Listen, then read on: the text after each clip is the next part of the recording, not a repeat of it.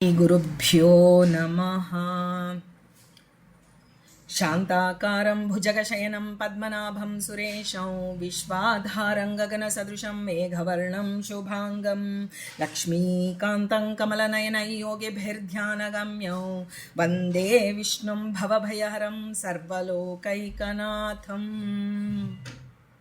ನಮ್ಮ ನಿಮ್ಮೆಲ್ಲರ ಹೃದಯದಲ್ಲಿ ಅನುಗ್ರಹಪೂರ್ವಕವಾಗಿ ಕುಳಿತಿರ್ತಕ್ಕಂಥ ಸಮಸ್ತ ಗುರು ಪರಂಪರೆಗೆ, ಸಮಸ್ತ ಋಷಿ ಪರಂಪರೆಗೆ ಪ್ರತ್ಯೇಕವಾದ ವಂದನೆಗಳನ್ನು ಸಲ್ಲಿಸ್ತಾ, ಪರಮ ಭಾಗವತರನ್ನು ಕೊಂಡಾಡುವುದು ಪ್ರತಿದಿನವೂ ಎಂಬ ಜಗನ್ನಾಥದಾಸರ ಆದೇಶದಂತೆ ನಾವು ಪ್ರತಿನಿತ್ಯ ಋಷಿ ಮುನಿಗಳ, ಋಷಿಕೆಯರ ಆತ್ಮಚರಿತ್ರೆ, ಅವರ ಆತ್ಮೋದ್ಧಾರದ ಕಥೆಯನ್ನು, ಅಂದರೆ ಆ ಒಂದು ಆತ್ಮೋದ್ಧಾರದ ಪ್ರಸಂಗಗಳನ್ನು ತಿಳಿತಾ ಬಂದಿದ್ದೇವೆ. ಈಗ ನಾವು ವರಶಾಪಗಳಲ್ಲಿ ಋಷಿಮುನಿಗಳ ಚಿಂತನೆ. ನಮಗೆ ವರ ಬೇರೆ, ವರ ಇಷ್ಟ, ಶಾಪ ಕಷ್ಟ. ಆದರೆ ಋಷಿಮುನಿಗಳಿಗೆ ವರವಾಗಲಿ ಶಾಪವಾಗಲಿ ಅದು ದೇವನ ಅನುಗ್ರಹ. ಎಲ್ಲರಲ್ಲಿ ಸರ್ವತ್ರದಲ್ಲಿ ದೇವನಿದ್ದಾನೆ ಎನ್ನುವುದು ಅವರ ಚಿಂತನೆ ಇರುತ್ತೆ. ಯಾರು ಯಾವ ಮಾತನ್ನು ನುಡಿದರೋ ಅಲ್ಲಿ ಭಗವಂತ ನನಗೇನೋ ಒಂದು ಆದೇಶದ ಮಾತು ಇರುತ್ತೆ, ಅಲ್ಲಿ ಕರ್ಮಾನುಸಾರವೂ ಇರುತ್ತೆ. ಜೀವನ ಕರ್ಮಾನುಸಾರ ಆ ಮಾತಿದ್ದರೋ ಅದರೊಳಗೆ ಭಗವಂತನ ಧ್ವನಿಯನ್ನು ಗುರುತಿಸುವಂತಹ ಶ್ರೇಷ್ಠ ಮಟ್ಟದ ಯಥಾರ್ಥ ಜ್ಞಾನವನ್ನು ಹೊಂದಿರತಕ್ಕಂಥ ಪರೋಕ್ಷ ಜ್ಞಾನಿಗಳು, ವೇದ ಕಾಲದ ಋಷಿಮುನಿಗಳು ವರಶಾಪಗಳನ್ನು ಹೇಗೆ ಚಿಂತನೆ ಮಾಡ್ತಿದ್ರು ಅಂತ ಹೇಳಿ ನಾವು ತಿಳಿತಾ ಬಂದಿದ್ದೇವೆ. ಇವತ್ತು ಒಂದು ಪ್ರಸಂಗದಲ್ಲಿ ನೋಡೋಣ. ತ್ರಿಶಂಕುವಿಗೆ ವಸಿಷ್ಠರ ಮಕ್ಕಳ ಶಾಪ ಬಂದಿದೆ. ಆ ಪ್ರಸಂಗ ನಿಮಗೆಲ್ಲ ಗೊತ್ತಿದೆ. ಇಕ್ಷ್ವಾಕು ವಂಶದಲ್ಲಿ ತ್ರಿಶಂಕು ಅಂತ ಒಬ್ಬ ರಾಜ ಬಂದಿದ್ದ. ಅವನಿಗೆ ಆ ಒಂದು ಶರೀರದ ಮೇಲಿನ ವ್ಯಾಮೋಹ, ಎಂತಹ ವ್ಯಾಮೋಹ ಇತ್ತು ಅಂದರೆ, ನಮ್ಮಲ್ಲಿ ಶರೀರಾಭಿಮಾನಿ ರಹಿತರೂ ಇದ್ದರು, ಆದರೆ ಅವನಿಗೆ ಎಂಥ ಅಭಿಮಾನ ಇತ್ತು, ಭಗವಂತನಲ್ಲಿಯೂ ಭಕ್ತಿ ಇತ್ತು, ಆದರೆ ಶರೀರದ ಮೇಲೆ ವ್ಯಾಮೋಹ. ಸಶರೀರವಾಗಿ ನಾನು ಸ್ವರ್ಗಕ್ಕೆ ಹೋಗಬೇಕು ಅನ್ನೋದು ಅವನ ಬಯಕೆಯಾಯಿತು. ನೋಡಿ, ಒಬ್ಬೊಬ್ಬರಿಗೆ ಯಾವ ಯಾವ ಮಹಾಭಾರತದಲ್ಲಾಗಲಿ ಹರಿವಂಶ ಭಾಗವತ ಬರದೇ ಇರುವಂಥ ಚರಿತ್ರೆಗಳೇ ಇಲ್ಲ. ಹಾಗೆ ಅವನಿಗೆ ಸಶರೀರವಾಗಿ ಸ್ವರ್ಗಕ್ಕೆ ಹೋಗಬೇಕು ಅಂದಾಗ ಅಲ್ಲಿ ಕುಲಗುರುಗಳಾದಂಥ, ನೋಡಿ ಎಂಥ ಆಸೆ ಇದ್ದರೋ ಆ ಭಗವಂತನಲ್ಲಿ ಹೋಗಬೇಕಾದ್ರೆ ಗುರುಗಳು ಸೇತುವೆಯಂತೆ. ನಾವು ರಾಮ್ ಝುಲಾ, ಲಕ್ಷ್ಮಣ್ ಝುಲಾ ಎಲ್ಲ ನೋಡ್ತೇವೆ, ಅಲ್ಲಿ ಗಂಗಾ ನದಿಗೆ ಸೇತುವೆಯಂತೆ ರಾಮ ಸೇತುವನ್ನು ನಾವು ನೋಡಿದ್ದೇವೆ. ಆ ರಾಮ ಸೇತುವನ್ನು ನಾವು ನೆನಪಿಸಿಕೊಂಡಾಗ ಜೀವನಿಗೂ ದೇವನಿಗೂ ಕನೆಕ್ಟ್ ಮಾಡುವಂತಹ ಸೇತುವೆಯಂತೆ ಇರೋದೇ ಗುರುಗಳು. ಯಾವುದೇ ಒಂದು ಸೇತುವೆಯನ್ನು ನೋಡಿದ್ರೆ ಪಾಹಿಮಾಂ ಶ್ರೀ ಜಗತಃ ಸೇತವೇ ನಮಃ, ಅಂದರೆ ಭಗವಂತ ಈ ಒಂದು ಜೀವನಿಗೂ ದೇವನಿಗೂ ಆ ಒಂದು ಸಂಧಾತ್ರೇ ನಮಃ, ಆ ಒಂದು ನಮ್ಮ ಒಂದು ಆಂತರ್ಯವನ್ನು, ನಮ್ಮ ಪ್ರಾರ್ಥನೆಗಳನ್ನು ದೇವನಿಗೆ ಮುಟ್ಟಿಸೋದು, ದೇವನ ಅನುಗ್ರಹವನ್ನು ನಮಗೆ ಮುಟ್ಟಿಸೋದು ಗುರುಗಳಾಗಿದ್ದಾರೆ. ಹಾಗೆ ಅವನು ಕುಲಗುರುಗಳಾದಂತಹ ವಸಿಷ್ಠರಿಗೆ ತನ್ನ ಆಸೆಯನ್ನು ತೋಡಿಕೊಳ್ತಾನೆ. ಆಗ ವಸಿಷ್ಠರು ಹೇಳ್ತಾರೆ, ಬ್ರಹ್ಮ ಋಷಿಗಳವರು ಹೇಳ್ತಾರೆ, ಅಪ್ಪ ನೀನು ಎಂಥ ಶ್ರೇಷ್ಠ ರಾಜನೇ ಇರ್ಬೋದು, ಎಂಥ ಶ್ರೇಷ್ಠವಾದ ಯಾಗಗಳನ್ನು ಮಾಡಿರ್ಬೋದು, ಆದರೆ ಸಶರೀರವಾಗಿ ಸ್ವರ್ಗಕ್ಕೆ ಹೋಗುವುದು ಧರ್ಮಶಾಸ್ತ್ರದ ವಿರುದ್ಧವಾಗಿದೆ ಅಂತ ಹೇಳ್ತಾರೆ.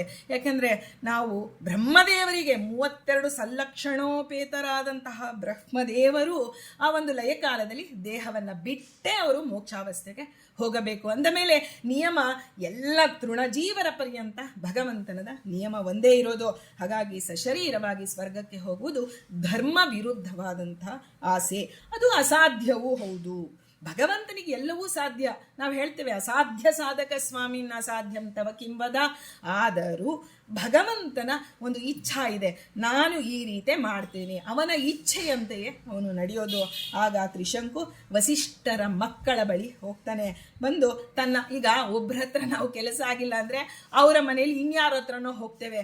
ನೋಡಿ, ನಿಮ್ಮಿಂದಲಾದರೂ ನಮಗೆ, ಅಂದರೆ ಒಂದು ಮನುಷ್ಯನಿಗೆ ಕಾಮ ಅಂದರೆ ಇಚ್ಛಾ ಬಂತು, ಅದು ಸಾತ್ವಿಕ ಆಗಿರ್ಬೋದು, ರಾಜಸ ಆಗಿರ್ಬೋದು, ತಾಮಸ ಇಚ್ಛೆ ಆಗಿರ್ಬೋದು, ಅದನ್ನು ಪೂರೈಸಿಕೊಳ್ಳೋವರೆಗೂ ನಮಗೆ ಸಮಾಧಾನ ಇರೋದಿಲ್ಲ.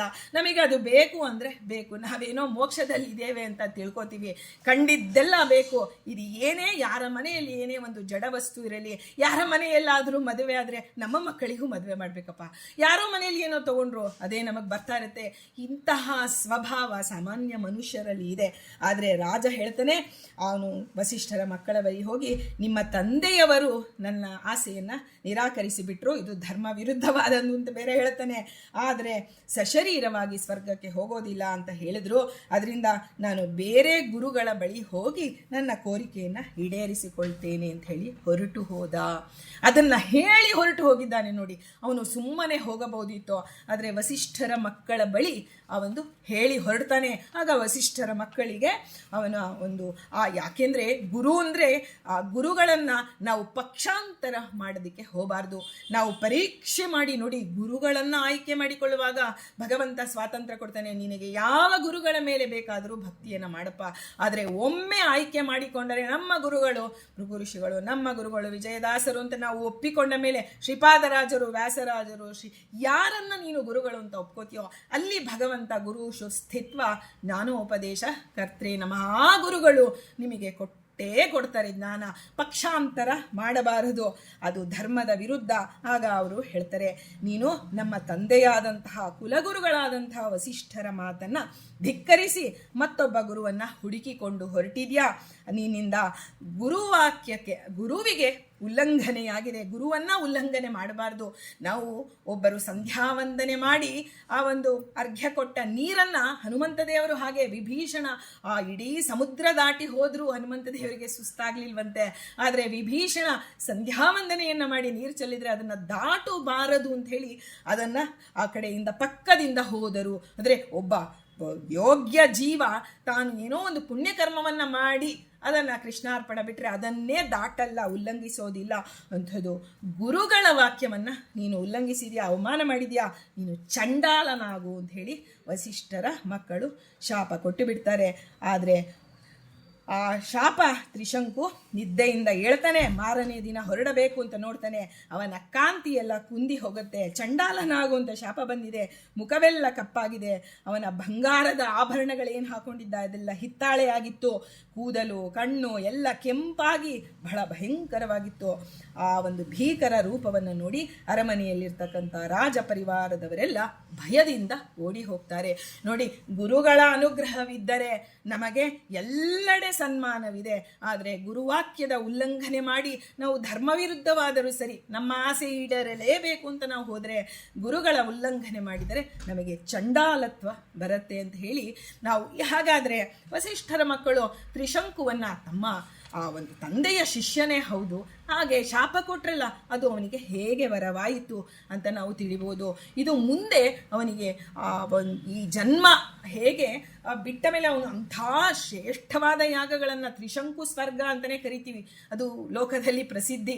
ನೋಡಿ, ಸ್ವರ್ಗನೂ ಇಲ್ಲ ಭೂಮಿನೂ ಇಲ್ಲ, ಮಧ್ಯದಲ್ಲಿ ತ್ರಿಶಂಕು ಸ್ವರ್ಗ ಅಂತ ವಿಶ್ವಾಮಿತ್ರರು ಅಲ್ಲಿ ಹೊರಗಡೆ ನೂಕಿದ್ರೆ ಈ ಕಡೆಯಿಂದ ಇವರು ಎತ್ತುತ್ತಾರೆ. ಹಾಗೆ ಅದು ಒಂದು ರೀತಿಯಲ್ಲಿ ವಿಶ್ವಾಮಿತ್ರರು ಅಲ್ಲಿ ಎಲ್ಲೆಲ್ಲಿ ಸ್ವರ್ಗದಲ್ಲಿ ಏನೇನು ಆ ಪುಣ್ಯ ಲೋಭಿಗಳು ನಾವು ಸ್ವರ್ಗ ಸುಖಕ್ಕಾಗಿ ಅಂತ ಹೇಳಿ ಏನೇನು ಕರ್ಮಗಳನ್ನು ಪುಣ್ಯಕರ್ಮಗಳನ್ನು ಮಾಡ್ತೀವಿ. ಶ್ರೀ ಹರಿಪ್ರಿಯತಾಮ್ ಇಲ್ಲ, ನಮಗೆ ನೀನು ದೇಹ ಕೊಟ್ಟಿದ್ಯಾ, ಪುಣ್ಯಕರ್ಮಗಳನ್ನು ಮಾಡುವಂತಹ ತತ್ವಾಭಿಮಾನಿ ದೇವತೆಗಳನ್ನು ಕೊಟ್ಟಿದ್ಯಾ ಅಂತ ಹೇಳಿ ನಾವು ಆ ಭಗವಂತನ ಪ್ರೀತ್ಯರ್ಥವಾಗಿ ಮಾಡದೆ ನಾವು ನಮ್ಮ ಯಾವುದೋ ಕಾಮನೆಯಿಂದಾಗಿ ನಾವು ಮಾಡಿದ್ವಿ ಅಂದರೆ ಅದು ನಮಗೆ ಅದೂ ಸಿಗೋದಿಲ್ಲ, ಈ ಕಡೆ ಇಹದಲ್ಲೂ ಸುಖವಿಲ್ಲ, ಪರದಲ್ಲೂ ಸುಖವಿಲ್ಲ ಅನ್ನೋದು ಪ್ರಮೇಯ ಭಗವಂತ ತೋರಿಸಬೇಕಾಗಿದೆ ಜಗತ್ತಿಗೆ.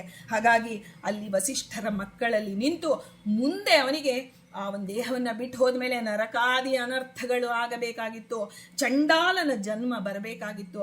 ಆದರೆ ಸಾತ್ವಿಕನಿದ್ದಾನೆ, ಏನೋ ಒಂದು ಲೋಭದಿಂದಾಗಿ ತನ್ನ ಆಸೆಯನ್ನು ಈಡೇರಿಸಿಕೊಳ್ಳಬೇಕು ಅಂತ ಹೇಳಿ ತ್ರಿಶಂಕು ಮಾಡಿದ್ದಾನೆ ಅಂತ ಹೇಳಿ ಈ ಕ್ಷಣದಲ್ಲಿ ಶಿಕ್ಷೆಯನ್ನು ಕೊಟ್ಟ, ರಕ್ಷೆಯನ್ನು ಕೊಟ್ಟ. ನಿನ್ನ ಆಸೆ ಧರ್ಮ ವಿರುದ್ಧವಾಗಬಾರದು, ಎಂತಹ ಆಸೆಯೇ ಆಗಬಹುದು. ಹಿರಣ್ಯಕಶಿಪು ನನಗೆ ಸಾವೇ ಬರಬಾರದು ಅಂತ ಕೇಳ್ಕೊಂಡ, ಆದರೆ ಅವನಿಗೆ ಭಗವಂತ ಹುಟ್ಟಿದವರು ಸಾಯಲೇಬೇಕು, ಜಾತಸ್ಯ ಹಿ ಧ್ರುವೋ ಮೃತ್ಯುರ್ ಧ್ರುವನ್ ಜನ್ಮ ಮೃತಸ್ಯ ಚ. ಒಬ್ಬ ಮನುಷ್ಯ ಹುಟ್ಟಿದಾನೆ ಅಂದಮೇಲೆ ಸಾಯಲೇಬೇಕು, ಸತ್ತಿದ್ದಾನೆ ಅಂದಮೇಲೆ ಮತ್ತೆ ಹುಟ್ಟಲೇಬೇಕು. ಏನು ಚರ್ಮ ಶರೀರ ಬರೋದಿಲ್ಲ ಎಲ್ಲರಿಗೂ, ಹುಟ್ಟು ಸಾವುಗಳ ಈ ಒಂದು ಅಪರಿಹಾರ್ಯವಾದದ್ದು ಅಂತ ಗೀತೆಯಲ್ಲಿ ಶ್ರೀಕೃಷ್ಣ ಹೇಳ್ತಾನೆ. ಹಾಗೆ ಅದನ್ನು ಜಗತ್ತಿಗೆ ಆ ಒಂದು ತೋರಿಸಬೇಕಾಗಿದೆ. ತತ್ ಕ್ಷಣದಲ್ಲಿ ನಮಗೆ ನಾವು ಯಾವುದೇ ಒಂದು ಪಾಪಗಳನ್ನು ಮಾಡಿದಾಗ ನಮಗೆ ತತ್ಕ್ಷಣದಲ್ಲಿ ಶಿಕ್ಷೆ ಸಿಗುತ್ತಾ ಇಲ್ಲ. ಆ ನಗನಗತಾ ಮಾಡಿರ್ತೀವಿ, ಆಮೇಲೆ ಅಳುತ್ತಾ ಅಳುತ್ತಾ ಉಣ್ತೇವೆ. ಹಿಂದಿನ ಜನ್ಮಾಂತರದ ಪೂರ್ವಜನ್ಮ ಕೃತಂ ಪಾಪಂ ವ್ಯಾಧಿ ರೂಪೇಣ ಬಾಧ್ಯತೆ ಅಂತ ನಾವು ಹೇಳ್ತೀವಲ್ಲ, ಹಾಗೆ ನಾವು ಈ ಜನ್ಮದಲ್ಲೇ ಅದಕ್ಕೆ ಪ್ರಾಯಶ್ಚಿತ್ತಾದಿಗಳನ್ನು, ಈ ಜನ್ಮದಲ್ಲೇ ಅದಕ್ಕೆ ಶಿಕ್ಷೆಯನ್ನು ಕೊಡು ಅಂತ ಹೇಳಿ ದೇವರನ್ನ ಪ್ರಾರ್ಥನೆ ಮಾಡಬೇಕಂತೆ. ಅದನ್ನು ತೋರಿಸಿಕೊಟ್ಟಿದ್ದಾನೆ ತ್ರಿಶಂಕು. ಅದರಿಂದ ಅವನು ಅದನ್ನು ಈ ಜನ್ಮದಲ್ಲೇ ಅನುಭವಿಸಿ ಹೋದಾಗ ಮುಂದಿನ ಜನ್ಮ ಅವನಿಗೆ ಸುಖವಾಯಿತು ಅಂತ ಹೇಳ್ತಾರೆ. ಇನ್ನೊಂದು ಸಂದರ್ಭವನ್ನು ನೋಡೋಣ. ವಿಕುಕ್ಷಿ ಅಂತ ಹೇಳಿ ಇಕ್ಷ್ವಾಕುವಿನ ಶಾಪ ಬರುತ್ತೆ ನೋಡಿ. ಎಂತೆಂಥ ಒಂದು ಹೆಸರು, ನಮಗೆ ಆ ಹೆಸರನ್ನು ಹೇಳೋದಕ್ಕೆ ಬರಲ್ಲ. ಅವರು ಎಂತೆಂಥ ಮಹಾರಾಜರಿರ್ತಾರೆ, ಆ ರಾಜರ್ಷಿಗಳಿರ್ತಾರೆ, ಅವರಿಗೆ ಶಾಪ ಬಂದಾಗ ಅವರ ನಡೆನುಡಿಗಳು ಹೇಗಿತ್ತು ಅನ್ನೋದನ್ನು ವಿವೇಚನೆ ಯಥಾಮತಿಯಾಗಿ ನೋಡೋಣ. ಒಮ್ಮೆ ಶ್ರಾದ್ದ ಕಾಲದಲ್ಲಿ ಇಕ್ಷ್ವಾಕು ಮಹಾರಾಜ ಶ್ರಾದ್ದವನ್ನು ಆಚರಿಸುತ್ತಿದ್ದ. ವೇದ ಕಾಲದಲ್ಲಿ ಆ ಒಂದು ಮಾಂಸವನ್ನು, ಅದು ವಿಹಿತವಾಗಿತ್ತು. ಶ್ರಾದ್ದ ಕಾಲದಲ್ಲಿ ಮಾಂಸವನ್ನು ಬೆಳೆಸಲೇಬೇಕಾಗಿತ್ತು ವೇದ ಕಾಲದಲ್ಲಿ. ಆದರೆ ಕಲಿಯುಗದಲ್ಲಿ ಅದು ನಿಷಿದ್ಧವಾಗಿದೆ. ಅದರ ಬದಲು ಉದ್ದಿನ ಕಾಳು, ನಾವು ಶ್ರಾದ್ದಕ್ಕೆ ಹೋದಾಗ ಉದ್ದಿನ ಒಂದು ಭಕ್ಷ್ಯಗಳನ್ನು ಏನೇ ಮಾಡಿದ್ರು ಒಂದಲ್ಲ 4 ಹಾಕಿಸಿಕೊಂಡು ತಿಂದಿರ್ತೀವಿ ಬಾಯಿ ರುಚಿಗಾಗಿ.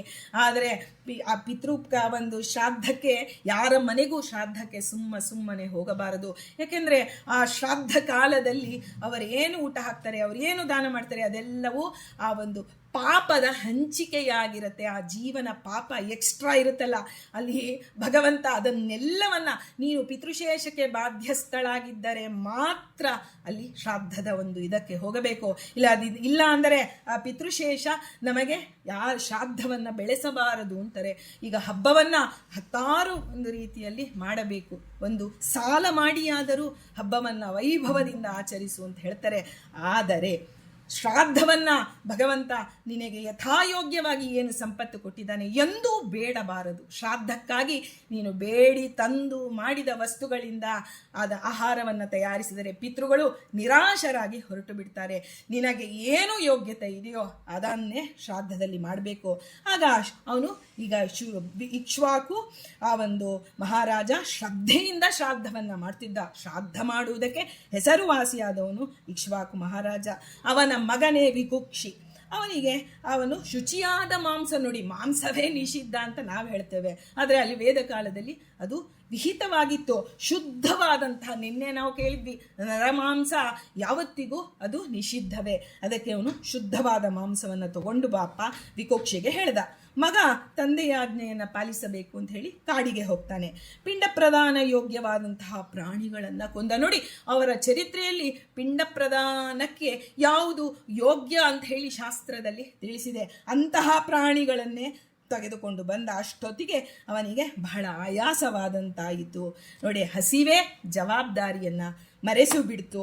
ಶ್ರಾದ್ದಕ್ಕಾಗಿ ಒಂದು ಮೊಲವನ್ನು ಕೊಂದು ತಂದಿದ್ದ. ಮೊಲದ ಮಾಂಸವನ್ನು ಅದನ್ನು ಗಬಗಬನೆ ತಿಂದು ಆ ಉಳಿದ ಮಾಂಸವನ್ನು ತಂದೆಗೆ ಬಂದು ನೀಡ್ತಾನೆ. ಆಗ ಅದನ್ನು ಪಿತೃವಿಗೆ ಅದನ್ನು ಅರ್ಪಿಸಬೇಕು. ಅಂದರೆ ಪಿತಾಮಹ ಪ್ರಪಿತಾಮಹ 3 ಜನ ಬಂದಿರ್ತಾರೆ. ಆ 3 ಜನ ಬಂದಾಗ ಅದನ್ನು ಪ್ರೋಕ್ಷಣೆ ಮಾಡಬೇಕು ಅಂತ ಇಕ್ಷ್ವಾಕು ಆ ಮಹಾರಾಜ ಹೊರಟಾಗ ವಸಿಷ್ಠರು, ಪುರೋಹಿತರಾದ ವಸಿಷ್ಠರು ತಡಿತಾರೆ. ರಾಜನ್, ಇದು ನಿನ್ನ ಮಗ. ನೋಡಿ, ಜ್ಞಾನಿಗಳು ಅವರಿಗೆ ಅದನ್ನು ನೋಡಿದ ತಕ್ಷಣದಲ್ಲಿ ಗೊತ್ತಾಗಿ ಹೋಯಿತು, ಇದು ತಿಂದು ಬಿಟ್ಟ ಆಹಾರ, ಇದು ಪಿತೃಗಳಿಗೆ ಶ್ರದ್ಧೆಯಿಂದ ಮಾಡಬೇಕು. ಆದರೆ ಅದು ತಿಂದು ಬಿಟ್ಟ ಆಹಾರ, ಶ್ರದ್ಧಾಚರಣೆಗೆ ಇದು ಯೋಗ್ಯವಲ್ಲ ಅಂತ ಹೇಳಿಬಿಟ್ರು. ಇಕ್ಷ್ವಾಕುವಿಗೆ ಭಯಂಕರವಾದ ಕೋಪ ಬಂತು.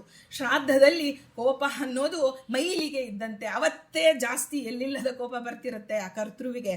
ಆದರೆ ಕೋಪ ಮಾಡಿಕೊಂಡರೆ ಅವನಿಗೇನು ಶ್ರಾದ್ದದ ಅಧಿಕಾರವನ್ನು ಕೊಟ್ಟಿರ್ತಾರೋ ಅದು ಅಧಿಕಾರ ಕಳೆದುಕೊಂಡು ಬಿಡ್ತಾನೆ ಅಂತ ಹೇಳ್ತಾರೆ. ಹಾಗಾಗಿ ಆ ಇಕ್ಷ್ವಾಕುವಿಗೆ ಬಹಳ ಕೋಪ ಬಂದಾಗ ಆ ತಂದೆಯ ಆಜ್ಞೆಯನ್ನು ಉಲ್ಲಂಘನೆ ಮಾಡಿದ್ಯಾ, ನೀನು ದೇಶ ಬಿಟ್ಟು ದೇಶ ಭ್ರಷ್ಟನಾಗಿ ಹೋಗು ಅಂತ ಹೇಳಿ ಶಾಪ ಕೊಡ್ತಾರೆ.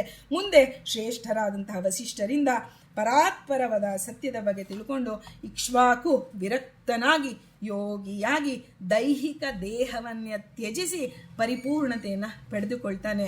ಹಾಗೆ ಆಮೇಲೆ ತಂದೆ ತೀರಿ ಹೋದ ವಿಕುಕ್ಷಿ ರಾಜ್ಯಕ್ಕೆ ಹಿಂತಿರುಗಿ ಬಂದು ರಾಜ್ಯವನ್ನ ಆಳ್ತಾನೆ.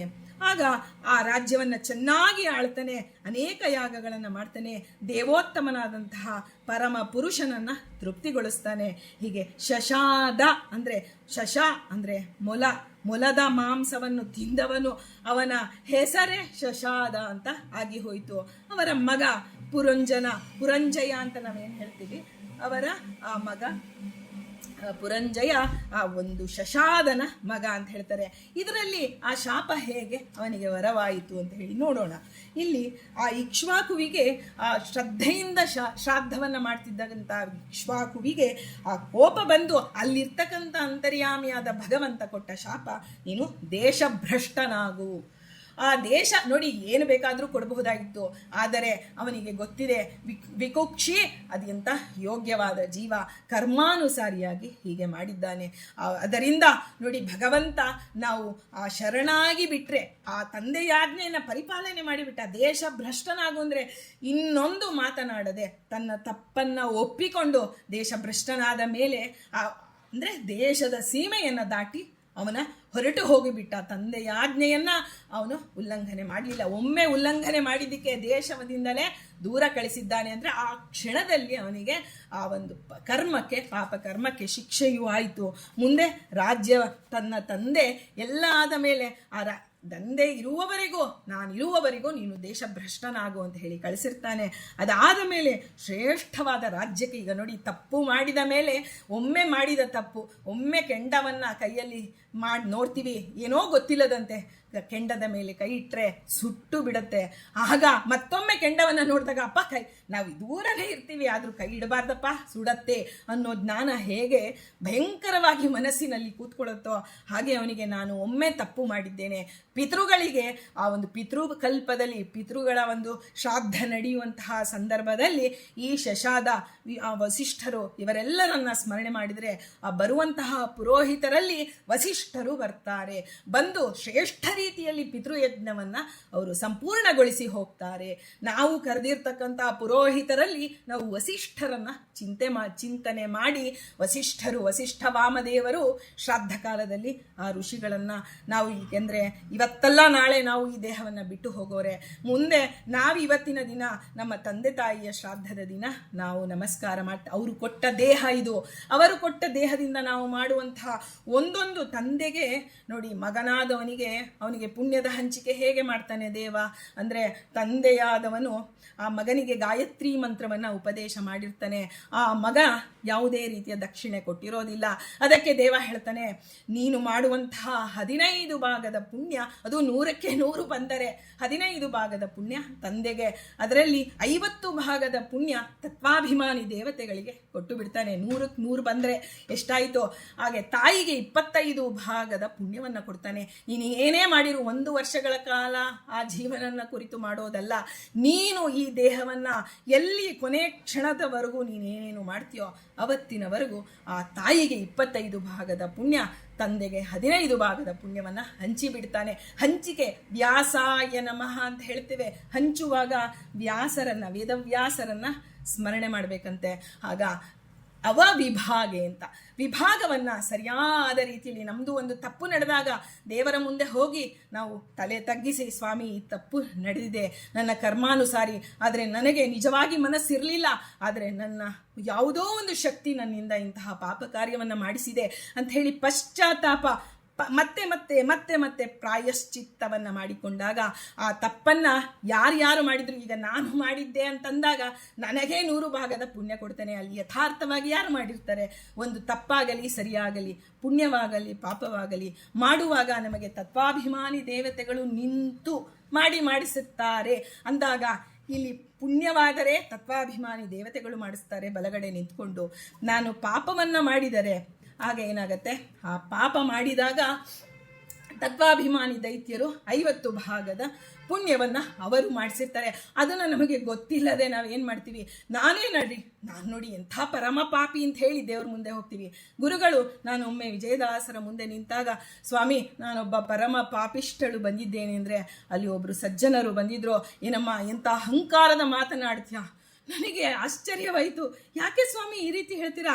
ಇದರಲ್ಲಿ ಏನು ಅಹಂಕಾರವಿದೆ ಅಂದರೆ ನೀನೇನು ತಿಳಿದಿದೆಯಾ?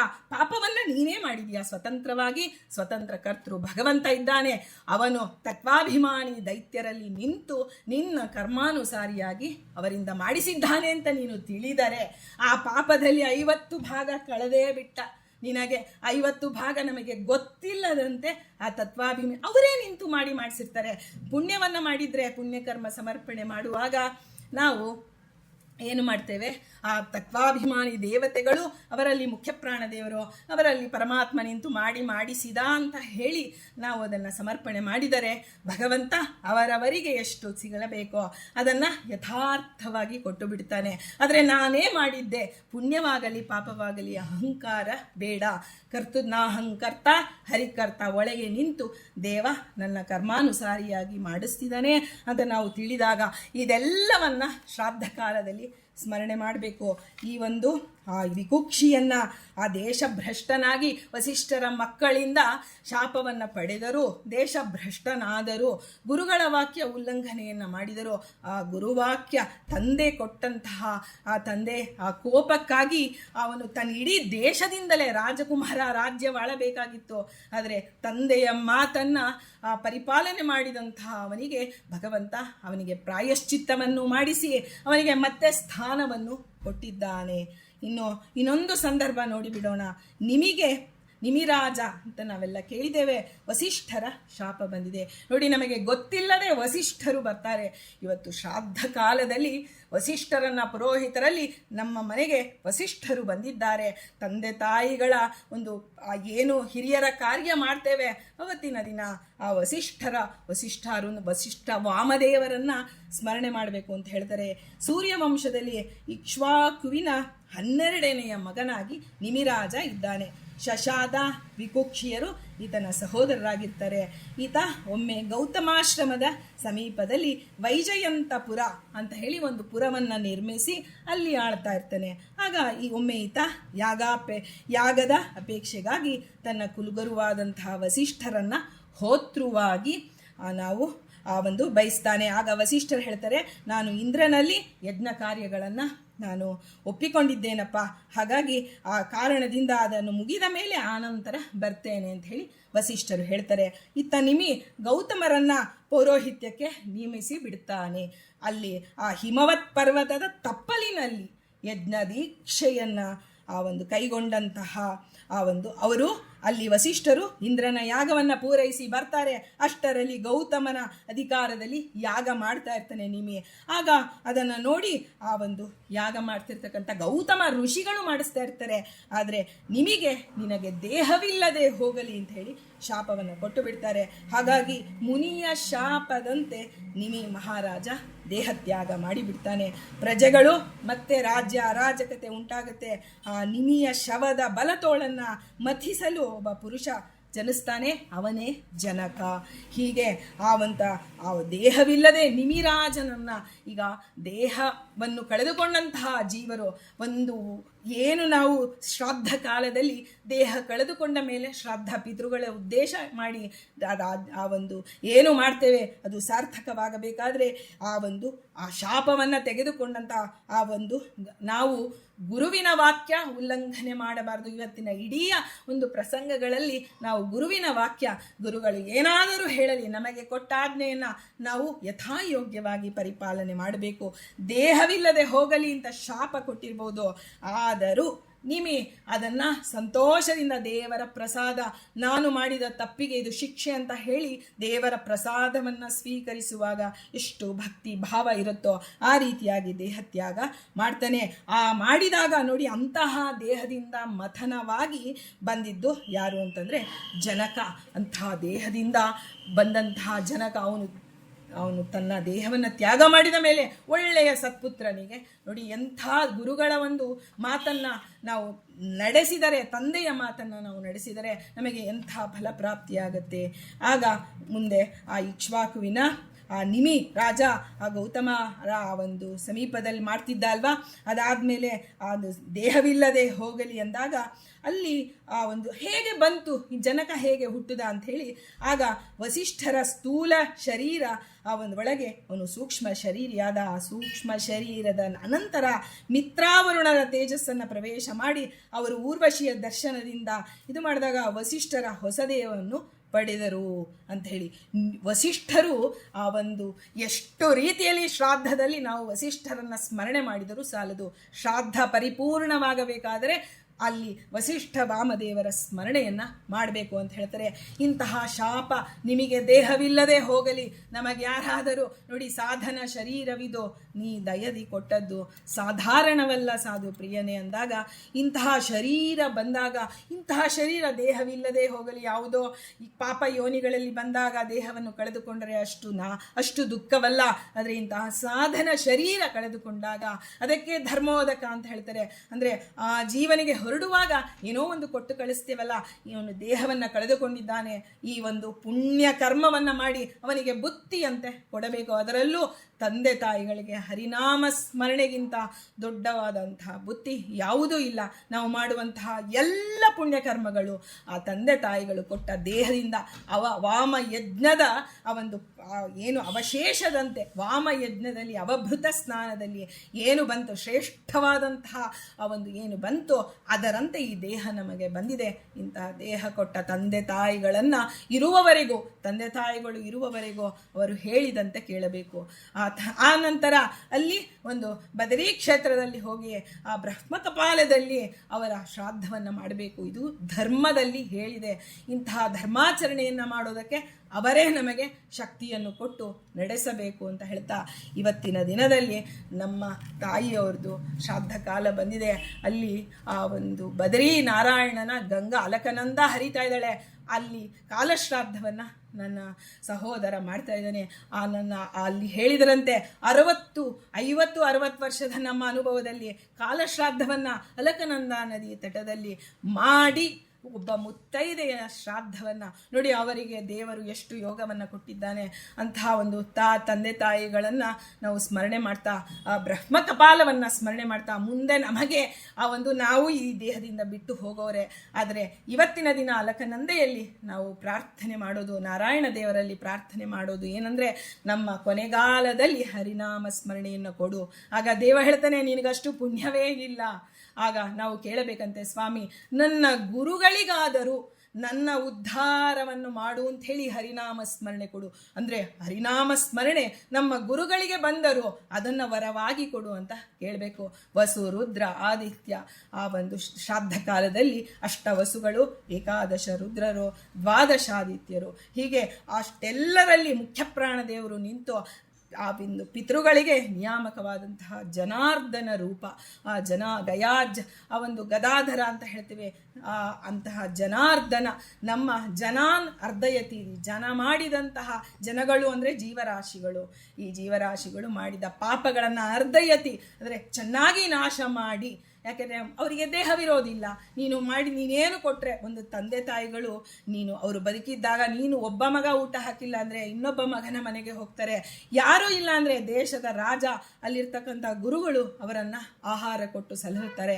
ಆದರೆ ಅವರು ದೇಹ ಬಿಟ್ಟ ಮೇಲೆ ಕರ್ತೃವಿಗೆ ಅಧಿಕಾರ ಸಾವಿರ ಇರ್ಬೋದು ಬೇರೆಯವರಿಗೆ, ಆದರೆ ಯಾರು ಮಗನಾದವನೇ ಆಹಾರ, ಮಗನ ಮೂಲಕವೇ ಅಲ್ಲಿ ಆಹಾರ ಸಿಗಬೇಕು ಪಿತೃಗಳಿಗೆ. ಅಂದ ಮೇಲೆ ನಮಗೆ ಆ ಒಂದು ದೇವತಾ ಕಾರ್ಯಕ್ಕಿನ್ನ ಪಿತೃ ಕಾರ್ಯದಲ್ಲಿ ಬಹಳ ಶ್ರದ್ಧೆಯಿಂದ ಮಾಡಬೇಕು. ಪಿತೃಗಳು ಸಂಪೂರ್ಣವಾಗಿ ಆಶೀರ್ವಾದ ಮಾಡಿದರೆ ನಮ್ಮ ಜೀವನದಲ್ಲಿ ಧರ್ಮ ಕಾರ್ಯಗಳು ನಡೆಯುತ್ತೆ. ನಮ್ಮಿಂದ ಯಾವುದೇ ರೀತಿಯಲ್ಲಿ ಪ್ರಾಯಶ್ಚಿತ್ತಗಳು ಉಂಟಾಗಬೇಕಾದರೆ ಪಿತೃಗಳ ಸ್ಮರಣೆ ನಮಗೆ ಸರ್ವದಾ ಅಗತ್ಯವಿದೆ ಅಂತ ಹೇಳ್ತಾ ನಾವು ಏನು ಇವತ್ತಿನ ದಿನದಲ್ಲಿ ವಸಿಷ್ಠರನ್ನು ಸ್ಮರಣೆ ಮಾಡಿದ್ದೇವೆ. ಶಾಪ ವರಗಳಲ್ಲಿ ಇವತ್ತು ನನ್ನ ನನ್ನ ಮನಸ್ಸು ತುಂಬಿ ಬಂದಿದೆ. 18 ವರ್ಷಗಳ ಕಾಲ ನಮ್ಮ ತಂದೆ ತಾಯಿಗೆ ಮಕ್ಕಳಿರಲಿಲ್ಲ. 18 ವರ್ಷವಾದ ಮೇಲೆ ನಾನು ಹುಟ್ಟಿರೋದು. ಅಂದ ಮೇಲೆ 4 ವರ್ಷದ ನಂತರ ಅವರು ನೋಡಿ, ಹರಿತ್ಸ ಗೋತ್ರದಲ್ಲಿ ಹುಟ್ಟಿದ್ದು ನಮ್ಮ ತಾಯಿ. ಅವರು ಹರಿತ್ಸ ಗೋತ್ರಕ್ಕೆ ಮಗಳನ್ನ ಕೊಟ್ಟರು. ಒಂದು ಗೌತಮ ಗೋತ್ರಕ್ಕೆ ಬಂದು ಸೇರಿದ್ದಾರೆ. ಅದಕ್ಕೆ ಒಬ್ಬ ಮಗನನ್ನ ವಾರಸುದಾರನನ್ನ ಕೊಟ್ಟು, ಎಂತಹ ಒಂದು, ನಮ್ಮ ಆಚಾರ್ಯರು ಹೇಳೋವರೆಗೂ ನಮಗೆ ಗೊತ್ತಾಗ್ತಿರ್ಲಿಲ್ಲ. ಅಂದ್ರೆ ಆ ಒಂದು ಗುರೂಪಸಕ್ತಿಯಿಂದ ತಂದೆ ತಾಯಿಗಳಲ್ಲಿ ನಮಗೆ ಎಷ್ಟು ಭಕ್ತಿ ಬರುತ್ತೆ ಅಂತ ನಾವು ತಿಳಿಬೇಕು. ಹೀಗಾಗಿ ಇದೆಲ್ಲವನ್ನ ನಮಗೆ ಮಾಡುವಂತಹ ಯೋಗವನ್ನು ಕೊಟ್ಟಂತಹ ಒಂದು ತಂದೆ ತಾಯಿಗಳಲ್ಲಿ ನಾವು ಪ್ರತಿಯೊಂದು ಬಾರಿ, ನಮಗೆ ತಂದೆ ತಾಯಿಗಳು ಇರಬಹುದು, ಇವತ್ತು ಅವರೆಲ್ಲೋ ದೂರದಲ್ಲಿ ಇರ್ತಾರೆ, ನಾವೆಲ್ಲೋ ಇರ್ತೀವಿ ಅಂದರೆ ಮುಖ್ಯ ಪ್ರಾಣ ದೇವರು ಎಲ್ಲಿ ನಮ್ಮ ಮನೆಯಲ್ಲಿ ಗಂಟೆ ಇರುತ್ತೆ, ಅಲ್ಲಿ ಎಲ್ಲ ತಂದೆ ತಾಯಿಯರಲ್ಲೂ ಇದ್ದು ತಾಯಿಯ ಪ್ರೀತಿಯನ್ನು, ತಂದೆಯ ಒಂದು ಧೀರತೆಯನ್ನು ಕೊಟ್ಟವರು ಮುಖ್ಯ ಪ್ರಾಣ. ಆದರೆ ಮಾತರಿಶ್ವನ್ ಪೀತ ರತುಲ ಗುರು ಭ್ರಾತರಿಷ್ಟಾಪ್ತ ಬಂಧೋ ಸ್ವಾಮಿನ್ ಸರ್ವಾಂತರಾತ್ಮನ್ ಅಂತ ಹೇಳಿ ಏನು ವಾಯುಸ್ತುತಿಯಲ್ಲಿ ಹೇಳ್ತಾರೋ, ಆ ವಾಯುಸ್ತುತಿ ಶ್ರೀಮದಾಚಾರ್ಯರು ಬದ್ರೀನಾರಾಯಣನ 3 ರೀತಿಯಲ್ಲಿ ಹನುಮ ಭೀಮ ಮಧ್ವರಾಗಿ ಸೇವೆಯನ್ನು ಮಾಡಿದಾಗ ಅಲ್ಲಿ ತ್ರಿವಿಕ್ರಮ ಪಂಡಿತಾಚಾರ್ಯರಿಂದ ಹೊರಹೊಮ್ಮಿದಂತಹ ಕ್ಷಣದಲ್ಲಿ ಹೊರಹೊಮ್ಮಿದಂತಹ ಸ್ತೋತ್ರ, ಅದನ್ನು ಮಾಡಿ ನಮಸ್ಕಾರ ಮಾಡಬೇಕಂತೆ. ನೀವೇ ನಮ್ಮ ತಾಯಿ, ತಂದೆ, ಗುರು, ಎಲ್ಲರಿಗೂ ನೀವು ತಾಯಿಯಾಗಿದ್ದೀರಾ ಅಂದ ಮೇಲೆ ನಾನೇನು ಹೊರತಲ್ಲ. ಹಾಗಾಗಿ ಆ ಮುಖ್ಯ ಪ್ರಾಣದೇವರೇ ತಾಯಿಯಂತೆ, ತಂದೆಯಂತೆ ನಮಗೆ ಧೀರತೆಯನ್ನು, ಎಂದೂ ನಾವು ಅನಾಥರಾಗೋದಕ್ಕೆ ಮುಖ್ಯ ಪ್ರಾಣದೇವರು ಬಿಡೋದಿಲ್ಲ. ನಮ್ಮ ಚಿಂತನೆಯಂತೆ ನಮಗೆ ಫಲ ಸಿಗುತ್ತೆ.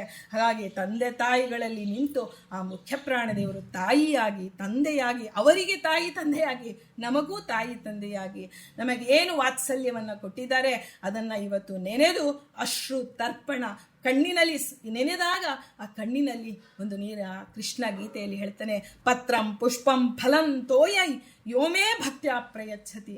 ಅಲ್ಲಿ ತೋಯ ಅಂದರೆ ನಾವೇನು ಅನ್ಕೋತೀವಿ, ನೀರನ್ನು ನಾವು ಕೊಟ್ಟರೆ ದೇವ ತಗೋತಾನೆ, ಅವನಿಗಿಷ್ಟ ನೀರು.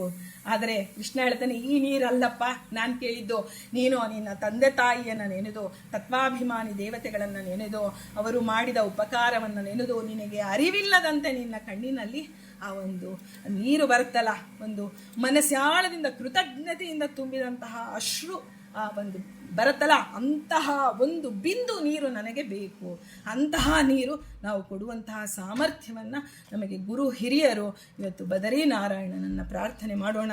ನಾನಂತೂ ಮಾನಸಿಕವಾಗಿ ಇವತ್ತು ಅಲಕನಂದೆಯ ಆ ಒಂದು ದಡದಲ್ಲಿ ನಾವು ಒಂದೊಂದು ದಿನ ಒಂದೊಂದು ಏನು ದಡದಲ್ಲಿ ಕುಳಿತು ಇದನ್ನು ಕೇಳಿ ಹೇಳುವಂತಹ ಈ ದೇಶದಲ್ಲಿ ಆ ದೇಶವನ್ನು ಐಕ್ಯ ಚಿಂತನೆ ಮಾಡ್ತಾ ನಾವು ಕುಳಿತಿರ್ತಕ್ಕಂಥ ಏನು ಪ್ರದೇಶವಿದೆ ಅದನ್ನು ಅಲ್ಲಿ ಬದರಿಯ ಒಂದು ದೇಶದಲ್ಲಿ ನಾವು ಇಡೀ ಭಾರತ ದೇಶದ ದೇವತಾ ನಾರಾಯಣ ದೇವರು ತಪಸ್ಸು ಮಾಡ್ತಾ ಕೂತಿದ್ದಾರೆ. ತಪಸ್ಸು ಮಾಡ್ತಿರ್ತಕ್ಕಂಥ ನಾರಾಯಣ ದೇವರ ರೂಪಕ್ಕೆ ನಾವು ನಮಸ್ಕಾರ ಮಾಡಿದಾಗ ಅಲ್ಲಿ ನಮಗೂ ತಪ ಆಲೋಚನೆ, ಒಳ್ಳೆಯ ಆ ಒಂದು ಸದಾಚಾರ, ಸದ್ವಿಚಾರ ಎರಡನ್ನೂ ನಾರಾಯಣ ದೇವರು ಕೊಡ್ತಾ ಇದ್ದಾರೆ. ಕೊಡ್ತೀನಿ. ಹೇಗೆ ಶ್ರೀಮದಾಚಾರ್ಯ ಹೇಳಿದ್ರು, ಈ ಸ್ಥಳಕ್ಕಿಂತ ನೇದೃಶಂ ಸ್ಥಳಮಲಂ ಶಮಲಗ್ನಂ, ಅಂದರೆ ಬದರಿಗೆ ಸಮಾನವಾದ ಕ್ಷೇತ್ರವೇ ಇಲ್ಲ ಇಡೀ ಭೂಮಂಡಲದಲ್ಲಿ ಅಂತ ಹೇಳ್ತಾರೆ. ನಾಸ್ಯ ತೀರ್ಥ ಸಲಿಲಸ್ಯ ಸಮಂವಾಹ, ಅಂದರೆ ಭಗವಂತನ ಪಾದೋದಕಕ್ಕಿಂತ ಸಮವಾದಂತಹ ತೀರ್ಥ ಯಾವುದೂ ಇಲ್ಲ ಅಂತ ಇದನ್ನು ಆಚಾರ್ಯರು ಬದರಿಗೆ, ದೊಡ್ಡ ಬದರಿಗೆ ಹೋಗುವ ಮುಂಚೆ ಬರೆದಿದ್ದಾರೆ. ಆ ಒಂದು 4 ಒಳ್ಳೆ ಮಾತು ಹೇಳಿ ಅಂತ ಕೇಳ್ತೀವಿ ದೇವರನ್ನ. ಆಗ ಆ ಗುರುಗಳು ಹೇಳಿದಂತಹ ಮಾತನ್ನು ಸ್ಮರಣೆ ಮಾಡ್ಕೋಬೇಕು. ನಾಸ್ಯ ತೀರ್ಥ ಸಲಿಲಸ್ಯ ಸಮಂವಾಹ ನಾಸ್ತಿ ವಿಷ್ಣು ಸದೃಶಂ ನನು ದೈವಂ, ವಿಷ್ಣುವಿಗೆ ಸಮಾನವಾದ ದೇವತ ಇನ್ನೊಬ್ಬನಿಲ್ಲ, ಸ್ವತಂತ್ರನಾದಂತಹ ಭಗವಂತ ಒಬ್ಬನೇ ಅಂತ ಶ್ರೀಮದಾಚಾರ್ಯರು ಸಾರಿದ್ದಾರೆ. ಕೊನೆಗೆ ನಾಸ್ಮದುಕ್ತಿ, ನೋಡಿ ಇದು ಬಹಳವಾಗಿ ನೆನಪಿಟ್ಕೋಬೇಕು, ನಾಸ್ಮದುಕ್ತಿ ಸದೃಶಂ ನ ಹಿತರೂಪಂ, ನನ್ನ ಮಾತಿನಿಗೆಷ್ಟು ನಿಮಗೆ ಹಿತ ಉಂಟು ಮಾಡುವವರು. ನಮಗೆ 100 ಜನ ಹೇಳ್ತಾರೆ ನಿನಗೆ ಇದು ಹಿತವಾಗತ್ತೆ ಮಾಡು, ಇದು ಪ್ರಿಯವಾಗತ್ತೆ ಮಾಡು ಅಂತ. ಆದರೆ ಅವರೆಲ್ಲರಲ್ಲಿ ಶ್ರೇಷ್ಠವಾದಂತಹ ಹಿತವನ್ನು ಬಯಸುವವರು ಯಾರು ಅಂದರೆ ತಾಯಿ ಅಂತ ಹೇಳ್ತೀವಿ. ತಾಯಿ ತಂದೆಯರು ನಮ್ಮ ಹಿತವನ್ನು ಬಯಸೋರು ನಮ್ಮ ತಂದೆ ತಾಯಿಗಳು ಲೋಕಕ್ಕೆ ಕೊಟ್ಟಿರ್ತಾರೆ. ಆದರೆ ನೀವೀಗ ತಾನೇ ಹೇಳಿದ್ವಿ ಮುಖ್ಯ ಪ್ರಾಣ ದೇವರೇ ನಮಗೆ ತಂದೆ ತಾಯಿಗಳಾಗಿದ್ದಾರೆ ಅಂದ ಮೇಲೆ ಆ ತಾಯಿ ತಂದೆಗಳಲ್ಲಿ ನಾವು ಆ ಒಂದು ಅವರ ಮಾತು ಅಂದರೆ ಮುಖ್ಯಪ್ರೇಣ ದೇವರ ನನ್ನ ಮಾತಿನಷ್ಟು ಹಿತವಾದ ಮಾತನ್ನು ಇನ್ನೊಬ್ಬರು ನಿನಗೆ ಆಡುವುದಿಲ್ಲ ಅಂತ ಹೇಳಿ ನಮಗೆ ಒಂದು ಸಂದೇಶ ಕೊಟ್ಟಿದ್ದಾರೆ. ಅದನ್ನು ನಾವು ಮನಸಾ ಸ್ಮರಣೆ ಮಾಡ್ತಾ, ಸ್ವಾಮಿ ನಿಮ್ಮ ಸಂದೇಶ, ನಾಳೆ ಇದರ ಒಂದು ಅರ್ಥವನ್ನು, ಇದರೊಳಗೆ ನೋಡಿ 2 ಆಚಾರಕ್ಕೆ ಸಂಬಂಧಪಟ್ಟಿದ್ದು, 2 ವಿಚಾರಕ್ಕೆ ಸಂಬಂಧಪಟ್ಟಿದ್ದು. ಗುರುಗಳು ಸದಾಚಾರವರ್ಗೂ ಇರಬೇಕು, ಸದ್ವಿಚಾರವನ್ನು ಹೊಂದಿರಬೇಕು ಅಂತ ಹೇಳಿ ನಮಗೆ ಹೇಗೆ ಒಂದು ಆಜ್ಞೆ ಕೊಟ್ಟಿದ್ದಾರೆ ಅನ್ನೋದನ್ನು ನಾಳೆ ನೋಡ್ತಾ, ಇವತ್ತು ವಸಿಷ್ಠ ಋಷಿಗಳ ಅಂತರ್ಗತ, ಮುಖ್ಯ ಪ್ರಾಣ ಅಂತರ್ಗತ ಬದರೀನಾರಾಯಣನಲ್ಲಿ ನಮ್ಮ ಬಿಂಬರೂಪವನ್ನು ಭಗವಂತನಲ್ಲಿ, ನಮ್ಮ ಬಿಂಬನಲ್ಲಿ ಬದರೀನಾರಾಯಣನಲ್ಲಿ ನಮ್ಮ ಬಿಂಬ ನಮಗೆ ಬರೋದಿಲ್ಲ ಅಂತ ಶ್ರೇಷ್ಠವಾದ ಚಿಂತನೆ.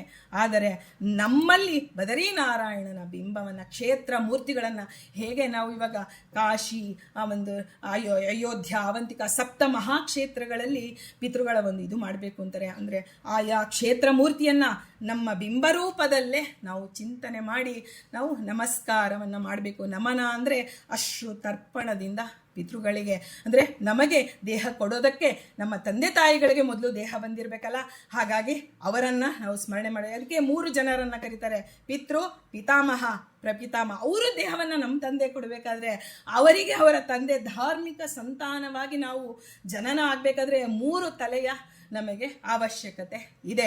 3 ತಲೆಯು ಧರ್ಮ ಸಂತಾನವಾಗಿರಬೇಕು.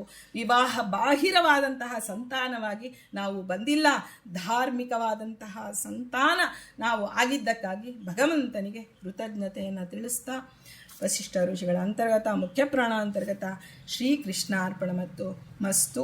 ದೇವರು ನಮಗೆ ಸರ್ವಂ ಶ್ರೀಹರಿಮಯಂ, ಎಲ್ಲ ಜೀವ ಜಡಗಳಲ್ಲಿ ಭಗವಂತ ಇದ್ದಾನೆ ಅಂತ ಏನು ಪ್ರಹ್ಲಾದರಾಜರು ಸಾರಿದರೋ ಆ ಒಂದು ತತ್ವ ನಮಗೂ ಅನುಸಂಧಾನಕ್ಕೆ ಬರಲಿ ಅಂತ ಹೇಳ್ತಾ, ಅನುಷ್ಠಾನ ಅನುಸಂಧಾನಗಳು ಏಕೀಕರಣವಾಗಲಿ ಅಂತ ಹೇಳ್ತಾ ಶ್ರೀಕೃಷ್ಣಾರ್ಪಣ ಮಸ್ತು.